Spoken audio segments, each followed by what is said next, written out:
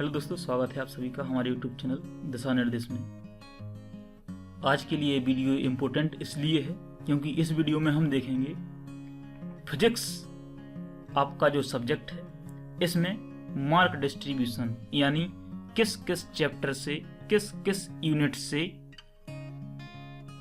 कितने नंबर का पेपर बनता है 70 में से। ठीक है, तो ये जो सिलेबस है मार्क डिस्ट्रीब्यूशन है, दोनों बोर्ड यानी यूपी बोर्ड और सीबीएसई बोर्ड, क्योंकि दोनों ही एनसीईआरटी बेस्ड हैं तो दोनों के लिए सेम रहेगा।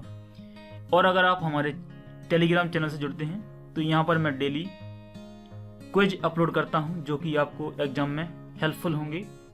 जो 3-4 क्वेश्चन आपके ऑब्जेक्टिव टाइप आते हैं उनके लिए ये हेल्पफुल हो जाएंगे। अब देखते हैं मार्क डिस्ट्रीब्यूशन यूनिट वाइज कैसा होता है वो समझते हैं। ठीक है, पेन ले लेता हूं मैं, यहाँ पे ले लिया। पेन क्यों, हाइलाइटर लेंगे अपन। ठीक है, तो देखिए यूनिट 1 इलेक्ट्रोस्टैटिक, जिसको हिंदी में बोलते हैं हम लोग क्या, स्थिर विद्युतिकी। ठीक है, इसी के अंदर आते हैं आपका चैप्टर 1 जिसको बोलते हैं हम लोग इलेक्ट्रिक चार्ज एंड फील्ड, और दूसरा चैप्टर होता है इलेक्ट्रोस्टैटिक पोटेंशियल एंड कैपेसिटेंस। ठीक है, यूनिट 2 देखिए, यूनिट 2 क्या है, करंट इलेक्ट्रिसिटी। इसी में चैप्टर बना हुआ है आपका चैप्टर 3, इसका भी नाम है करंट इलेक्ट्रिसिटी। तो इन सभी को मिला के जो मैंने अभी आपको दोनों यूनिट के बारे में बताया, इन दोनों को मिला के आपके मार्क बनते हैं 15 मार्क। ठीक है, 15 मार्क का आपका सिलेबस है ये यूनिट 1 एंड यूनिट 2। ठीक, तो आप वेटेज कम मत समझिए, इसका 15 नंबर बहुत होते हैं। अब देखिए यूनिट 3 में, यूनिट 3 में क्या क्या है, magnetic effect of current and magnetism. Chapter 4 देखिए, चैप्टर 4 में है moving charge and magnetism. Chapter 5 क्या है, मैग्नेटिज्म एंड मैटर। यूनिट 4 देखिए, यूनिट 4 भी इसी में शामिल है, electromagnetic induction and alternating current, यानी आपने पढ़ा होगा प्रत्यावर्ती धारा हिंदी मीडियम वालों। ठीक है, चैप्टर 6 देखिए इलेक्ट्रोमैग्नेटिक इंडक्शन, और चैप्टर 7 इसी में है आपका अल्टरनेटिंग करंट, इसी का डिवाइडेशन पार्ट है। इन दोनों को मिला के यानी यूनिट 3 और यूनिट 4 को मिला के आपका जो वेटेज बनता है ये बनता है 16 मार्क का। ठीक है, 16 मार्क और 15 मार्क बहुत ही इंपॉर्टेंट वेटेज है अपने आप में, आउट ऑफ 70। ठीक है, आपका जो एग्जाम होता है 70 मार्क का होता है, प्लस 30 जो आपके प्रैक्टिकल मार्क होते हैं। प्रैक्टिकल करिए ना करिए आपको 29 मिनिमम 26 तो सभी को मिलते हैं। रेयर केस में जो होते हैं टॉपर्स उनको 30 मार्क मिलते हैं। ठीक है, और इसके आगे देखिए, आगे भी है यूनिट 5 यूनिट 6। यूनिट 5 में क्या क्या है, इलेक्ट्रोमैग्नेटिक वेव, इलेक्ट्रोमैग्नेटिक वेव। ठीक है, चैप्टर 8 इसी में बनता है जिसका नाम है इलेक्ट्रोमैग्नेटिक वेव। एक्चुअली उसी को पार्ट बना के रख दिया है, बाकी कुछ नहीं है, चैप्टर का नाम वही है इलेक्ट्रोमैग्नेटिक वेव। इसी में आता है चैप्टर आपका 6, उसका नाम क्या है, ऑप्टिक्स। ऑप्टिक्स को 2 टुकड़ों में बांटा, पहला ray optics and optical instrument, और वेव ऑप्टिक्स जो है आपका चैप्टर नंबर 10।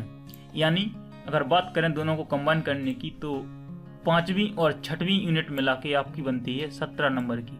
मतलब आपने जो पहले 4 यूनिट देखी, 1st, 2nd, 3rd, 4th, उनमें से हमने देखा था कि एक यूनिट थी 15 मार्क्स की, 1 और 2 मिला के, और 3 और 4 मिला के कितना बन रहा था आपका 16। लेकिन आपने ये दोनों देखिए, 5वीं और जो 6वीं यूनिट है आपकी ये बन रही है 17 मार्क की, यानी सबसे ज्यादा वेटेज है इसका। बिल्कुल ध्यान में रखिएगा इनको, एग्जाम से पहले ये चीजें बहुत जरूरी होती हैं। अब बात करते हैं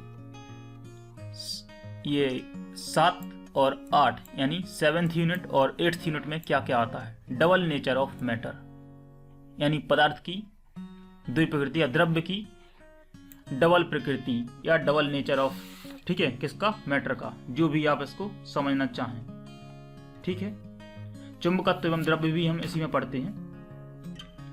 अब देखिए इसमें क्या क्या है, इसका एक ही पार्ट है चैप्टर 11 जिसको पढ़ते हैं हम लोग, dual nature of radiation and matter. Dual nature of radiation and matter. Unit 8 में क्या क्या है, एटम्स एंड न्यूक्लियाई, जिसके हमने 2 पार्ट किए, पहला एटम, दूसरा न्यूक्लियाई, जिसको मैंने चैप्टर 12 और चैप्टर 13 में लिखा हुआ है, एटम्स और न्यूक्लियाई। यूनिट 7 और यूनिट 8 दोनों मिला के आपके जो वेटेज है कितना है, 10 मार्क्स का। ठीक है, कम वेटेज है लेकिन कम मत समझिए, 10 मार्क्स बहुत होते हैं, आप 1 नंबर से फेल हो सकते हैं और 1 नंबर से टॉप भी कर सकते हैं। तो आप फेल तो होंगे नहीं, आशा करता हूँ मैं, सभी लॉकडाउन में पढ़ रहे होंगे, तो आप 1 नंबर बिल्कुल मत छोड़ना टॉप करने के हिसाब से। अब बात करते हैं आपका चैप्टर 9 और 10। चैप्टर 9 में क्या है, इलेक्ट्रॉनिक डिवाइसेस। ठीक है, इलेक्ट्रॉनिक डिवाइसेस, जिसको एक चैप्टर 14 में बांटा हुआ है हमने, जिसको बोलते हैं इलेक्ट्रॉनिक डिवाइस में क्या आता, सेमीकंडक्टर इलेक्ट्रॉनिक्स। ठीक है, जिसमें आप जर्मेनियम, सिलिकॉन, इन सभी के बारे में पढ़ेंगे, diode, N type, P type. ठीक है, इन सभी के बारे में आप इसमें पढ़ते हैं सेमीकंडक्टर में। और जो आपका लास्ट चैप्टर है वो है कम्युनिकेशन सिस्टम। ठीक है, कम्युनिकेशन सिस्टम मीन्स संचार व्यवस्था प्रणाली, ये सब इसमें आता है, जिसको हम लोगों ने लास्ट चैप्टर यानी चैप्टर 15 में डिवाइड किया, कम्युनिकेशन सिस्टम। ये आता है आपका 12 मार्क का, यानी 9 और 10 दोनों जो यूनिट हैं आपकी 12 मार्क की आती हैं। एक बार फिर से देख लेते हैं सबसे ज़्यादा वेटेज किसका बन रहा है आपका। तो देखिए, यूनिट जो फर्स्ट और सेकंड है, unit first second 15 mark, third fourth है 16 mark, fifth and sixth 17 mark, 7th 8th 10 mark और 9th एंड 10th है 12 मार्क। यानी दोनों को अपन सभी को कंबाइन करें तो कैसा बन रहा है, पहला 15, उसके बाद आपका 16, उसके बाद आपका कितना आ रहा है 17, फिर 10, फिर 12, यानी आपका ये पूरा वेटेज है टोटल ऑफ 70। ठीक है, तो दोस्तों ये लिंक डिस्क्रिप्शन में है। अगर आप क्विज आपके बढ़िया से करना चाहते हैं, क्विज की प्रैक्टिस, तो आप इसको जुड़ जाइए, इस पर क्लिक करते ही आप ऐड हो जाएंगे। ठीक है, और आशा करता हूँ ये वीडियो आपको हेल्पफुल होगी। मिलते हैं नेक्स्ट वीडियो में, धन्यवाद।